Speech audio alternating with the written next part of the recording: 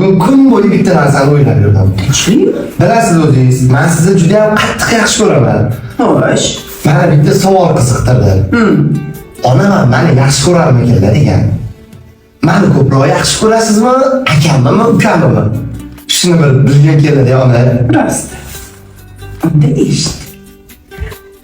Hozir sen kelguningcha seni hayolimdan o'tkazib, yuragim talpinib seni yaxshi ko'rayotgandim. Xudoga shukur yo'limdasan. Akang safarda. Endi akangni o'ylayapman. Yuragimni ich-ichidan sog'inchlarim qiynab, esonaman kesin deb uni yaxshi ko'rib ketyapman. Birozdan keyin ukang keladi. Xudo xohlasa. Ukangni ham sog'inyapman. Lekin o'g'lim hech qachon esingdan chiqarma.